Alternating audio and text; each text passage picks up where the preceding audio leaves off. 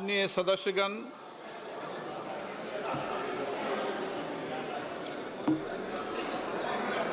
माननीय सदस्य अभय सिन्हा जी, आज तो फोटो खींच लिया है, आइंदा फोटो खींचा तो मुझे कार्रवाई करनी पड़ेगी।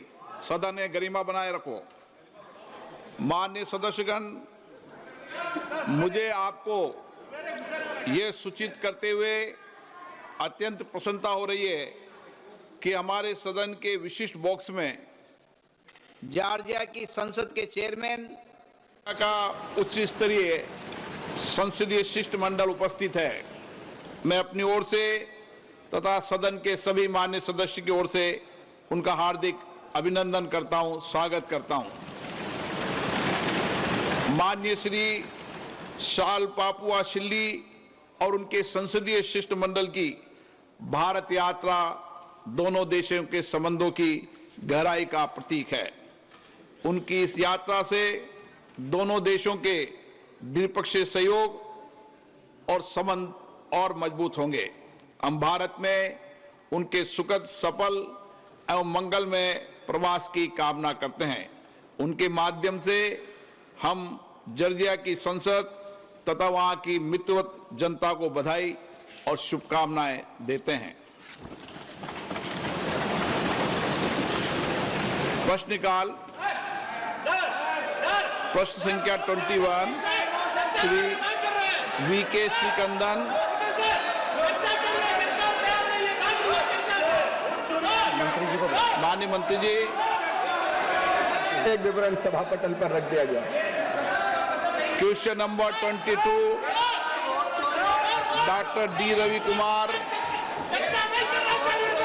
डॉक्टर डी रवि कुमार, माननीय गृह राज्य मंत्री जी, उत्तर सभा पटल पर रख दिया गया। क्वेश्चन नंबर 23 डॉक्टर कडियम काव्य, माननीय कृषि मंत्री जी। अध्यक्ष महोदय, एक विवरण सभा पटल पर रख दिया गया है। Question number 24 Shri Satish Kumar Gautam. Question number 24 अध्यक्ष जी।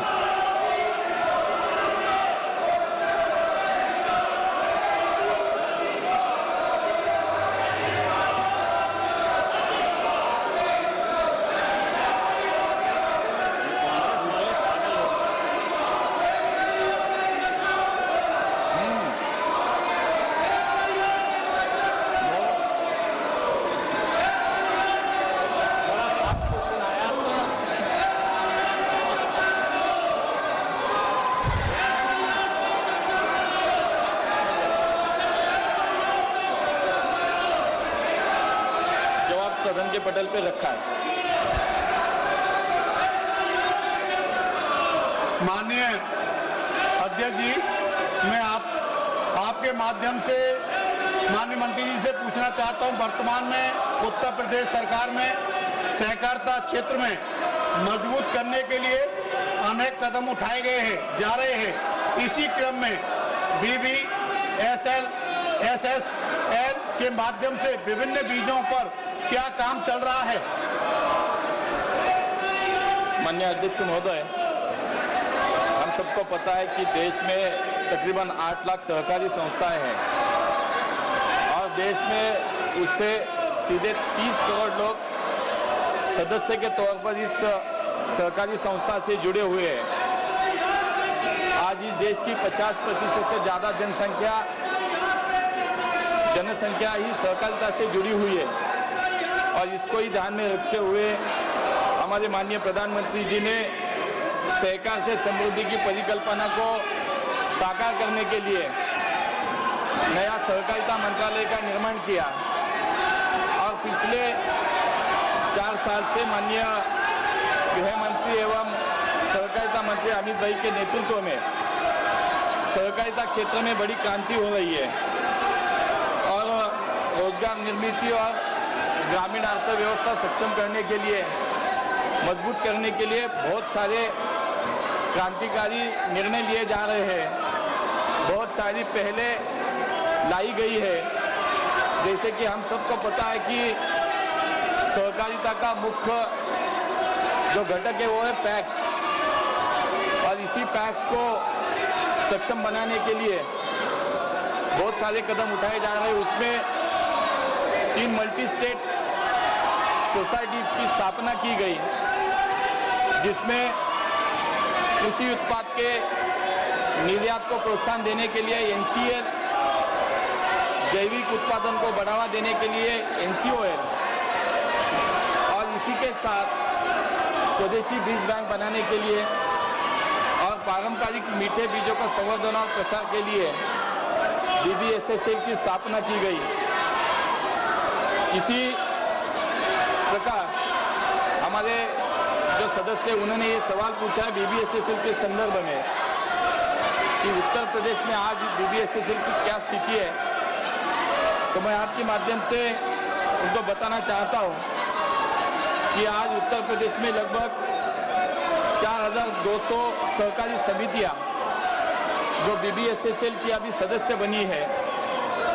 उत्तर प्रदेश की विभिन्न जिलों में अनेक फसलों का बीज उत्पादन किया जा रहा है।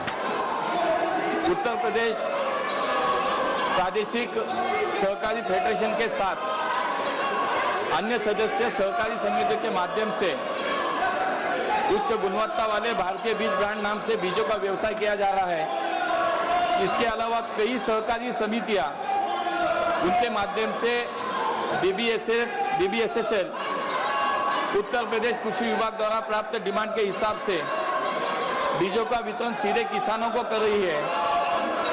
इसी के साथ मूंगफली हो, गेहूं हो, मसूर हो, चना की फसलों का बीज भी राज्यों में उपलब्ध किया जा रहा है। अध्यक्ष जी, आज देश में BBSSL की कार्य पद्धति क्या है? पिछले 3 साल में संस्था ने क्या प्रगति की है और आगे आने वाले समय के लिए क्या लक्ष्य तय किया गया है? माननीय अध्यक्ष महोदय, आज पूरे देश में हमारा मंत्रालय भारत सरकार BBSSL के प्रचार और प्रसार के लिए कार्य कर रहा है। सभी राज्यों के सरकार को साथ लेकर हम इसको आगे लेके बढ़ रहे हैं। अब तक देश में 34 राज्यों और केंद्र शासित प्रदेशों ने कुल 33,750 सहकारी समितियां BBSSL की सदस्य बनी है। BBSSL ने भारत बीज के नाम से आज तक लगभग 154 करोड़ के रुपए के बीज बेचे हैं। 18 राज्यों ने BBSSL के साथ काम करने के लिए नोडल एजेंसी को नामित भी किया है, जिनमें से 8 राज्यों के साथ अभी MOU पे हस्ताक्षर भी किए गए हैं। अब तक BBSSL ने 13 राज्यों में बीज लाइसेंस प्राप्त कर लिया है। हमारा ये लक्ष्य है कि वर्ष 2035 तक BBSSL ये विश्व की सबसे बड़ी 5 बीज उत्पादक कंपनियों से में एक बने और लगभग 25,000 करोड़ रुपए का कारोबार करने का आज हमने लक्ष्य रखा है। आज देश में अब तक 34 राज्यों केंद्र शासित में कुल 33,700 समितियां सदस्य बनी है। मुझे लगता है कि इसके माध्यम से सहकारिता आंदोलन को सक्षम बनाने का कार्य BBSSL के माध्यम से भी करने का हमारा प्रयास है।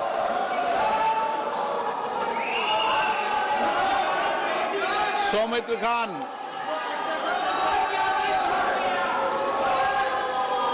नमस्कार सर। संख्या क्वेश्चन नंबर आपका 25। माननीय मंत्री जी, माननीय मंत्री जी, उत्तर सभा पटल पर रखा गया है महोदय। माननीय सदस्य। Thank you sir. আজকে আমিও ধরলাম যে বাঁকুড়া ডিস্ট্রিক্ট মৎস্য উৎপাদন কেন্দ্রে ওই রামসাগরে যেটা আছে সেটার একজন আমিও ওই পরিবারের অংশ এবং ওই ওখানে থাকি। তো আমার কোশ্চেন হলো পশ্চিমবাংলায় এই 5 বছরে 545 কোটি টাকা আপনার স্যাংশন হয়েছে, কিন্তু তার মধ্যে এই এই তৃণমূল সরকার খরচ করছে মাত্র 51 কোটি টাকা। যে টাকা খরচ হয়নি সেই টাকা কি ডাইরেক্ট আপনার মৎস্য দপ্তরের ডিপার্টমেন্ট এবং মৎস্য দপ্তরের যে সংগঠনগুলো আছে, যে সময়গুলো আছে, সেগুলোকে কি সোজাসুজিভাবে সেন্ট্রাল গভর্নমেন্ট থেকে ওদেরকে ডাইরেক্ট পেমেন্ট করা যাবে? এবং এই যে রাজ্য সরকার খরচ করতে পারছে না, কারণ রাজ্য সরকার এখানে প্রতিদিন নাটক করে, রাজ্য সরকার এখানে খরচ করতে পারছে না, তার জন্য এই সমবায় গোষ্ঠীগুলোকে ডাইরেক্ট পেমেন্ট দেওয়া কোনো অপশন আছে কিনা সেটা আমি মন্ত্রী মহোদয়ের কাছে আমার জিজ্ঞাসা করব।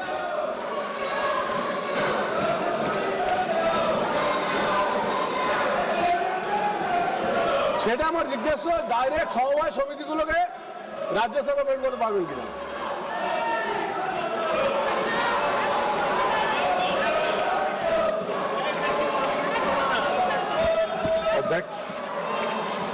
अध्यक्ष महोदय, माननीय सदस्य का जो प्रश्न है वो बहुत ही माकूल है, इसलिए कि हमारे देश के प्रधानमंत्री आदरणीय नरेंद्र मोदी की यह धारणा है कि हमको अगर विकसित भारत बनाना है तो सभी राज्यों का और सभी क्षेत्र में समान रूप से विकास हो, और जब तक सभी राज्य विकसित नहीं होंगे, हर क्षेत्र विकसित नहीं होगा, तब तक हम विकसित भारत की कल्पना नहीं कर सकते। और इसी उद्देश्य को ध्यान में रख के आदरणीय प्रधानमंत्री नरेंद्र मोदी जी इस योजना को मत्स्य पालन के क्षेत्र में जो उन्होंने प्रधानमंत्री मत्स्य संपदा योजना प्रारंभ किया, उसने पूरे देश में मछली के उत्पादन में एक क्रांति लाने का काम किया। लेकिन दुख की बात यह है कि पश्चिम बंगाल की सरकार ने इसमें कोई सहयोग नहीं किया। अध्यक्ष महोदय, मुझे आपको बताना है कि 2 वर्षों तक 2020-21 और 2021-22 इन 2 वर्षों में राज्य सरकार ने प्रधानमंत्री मत्स्य संपदा योजना को स्वीकार नहीं किया। 22-23 से उन्होंने स्वीकार किया। केंद्र सरकार ने पश्चिम बंगाल में जो प्रधानमंत्री मत्स्य संपदा योजना में खर्च का लक्ष्य रखा था 910 करोड़ रुपए, और उसके एवज में जब 22-23 से शुरू किया भाग लेना पश्चिम बंगाल सरकार ने, तो मात्र 221 करोड़ रुपए का ही प्रस्ताव वहां से प्राप्त हुआ, जिसमें आज तक जो राशि आवंटित की गई है केंद्रीय शेर की 221 करोड़ रुपए, उसमें मात्र 114 करोड़ रुपया अब तक जारी किया है 221 करोड़ में, और मात्र 58.51 करोड़ पश्चिम बंगाल की सरकार ने खर्च किया है। 22-23 से आज तक जो पश्चिम बंगाल की सरकार का खर्च का जो रेशियो है वो मात्र 51%। अब अगर राज्य सरकार सहयोग नहीं करेगी तो फिर केंद्र सरकार कहीं पर नहीं है। मैंने स्वयं पश्चिम बंगाल में जाके इसकी समीक्षा किया 2 अगस्त को इसी वर्ष, और बहुत ही कनीय रैंक के अधिकारी आए जिनको कुछ पता नहीं था। जब मैंने पता किया तो मालूम हुआ कि उच्च स्तर पर निर्णय हुआ कि भारत सरकार की किसी बैठक में सबसे निम्न स्तर का अधिकारी जाएगा। यह है राज्य सरकार का सोच। तो इस देश को विकसित करने का प्रधानमंत्री मोदी जी का जो लक्ष्य है, उसमें राज्य सरकार जहां सहयोग नहीं कर रही है वहां कठिनाई हो रही है। हमारी जो योजना है वो हम राज्य सरकार के माध्यम से खर्च करते हैं, सीधे तौर पर सहयोग समिति को हम नहीं देते हैं। उनके लिए FIDF है, इंफ्रास्ट्रक्चर डेवलपमेंट फंड है, वो उसका उपयोग करके आगे बढ़ते हैं। माननीय सदस्यगण, मैं पुनः आपसे आग्रह कर रहा हूं कि प्रश्नकाल महत्वपूर्ण है, आप सदन में भागीदारी निभाएं। माननीय सदस्यगण, मैं जिस तरीके का आचरण आपका देख रहा हूं संसद के अंदर, और कई माननीय सदस्य संसद के बाहर जिस भाषा का प्रयोग संसद के लिए कर रहे हैं, वह न संसद के लिए न देश के लिए है। अगर उनके राजनीतिक दलों की यही परंपरा है तो देश देख रहा है संसद के अंदर विरोध असहमति लोकतंत्र में होती है, लेकिन मर्यादा बनाए, शालीनता बनाए और हमारे प्रयास से संसद की मर्यादा गरिमा ऊंची हो। मैं हमेशा हर मुद्दे पर, हर विषय पर आपको पर्याप्त समय, पर्याप्त अवसर देता हूं, लेकिन मेरा आपसे आग्रह है, दुनिया का सबसे बड़ा लोकतंत्र जो दुनिया के अंदर मार्गदर्शन देता है, हमारी संसद की मर्यादा परंपरा भी उच्च कोटि की होनी चाहिए और विशेष रूप से आपका व्यवहार और आचरण संसद की मर्यादाओं के अनुरूप हो, ये मेरा आपसे आग्रह है। सदन की कार्रवाई आज 12 बजे तक के लिए स्थगित की जाती है।